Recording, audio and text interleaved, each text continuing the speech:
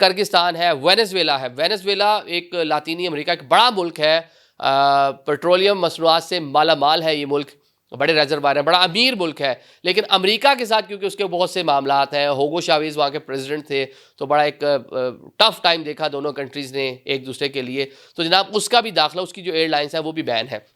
تو جو ان کنٹریز جن کے میں نے نام لیے ہیں، یہ دیکھیں سم ہو ان پہ کوئی نہ کوئی پابندی ہے۔ لیبیا جس طرح ہم دیکھ رہے ہیں، خانہ جنگی کی صورتحال ہے قذافی کے جانے کے بعد سے وہاں پہ، تو جو وہاں پہ انٹرنل انریسٹ ہے ملک کے اندر، وہ اس کی ایک بڑی ریزن بتائی جاتی ہے کہ جناب وہاں پہ کمزور حکومتیں ہیں، لا اینڈ آرڈر کی صورتحال بہتر نہیں ہے، امن و امان کی صورتحال بہتر نہیں ہے، ٹیررزم کے حوالے سے بہت سی چیزیں ہیں وہاں پر، مختلف جو ملیشیاز ہیں وہ وہاں پہ ایکٹ کر رہی ہیں، بہت سے علاقوں پہ ان کے قبضے ہیں، تو لہٰذا اس لیے یہ وہ جو اندرون خانہ وہاں کے جو حالات ہیں وہ ایک بڑی ریزن بتائے جاتے ہیں کہ جناب یہ آپ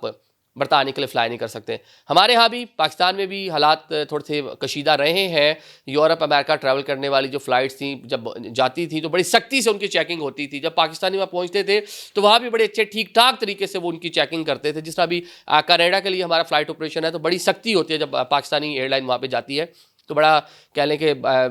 کینلی جو ہے نا اس کو کہہ لیں کہ اچھے طریقے سے اس کو جو ہے نا وہ چیک کیا جاتا ہے دیگر ایئر لائنس کی نسبت۔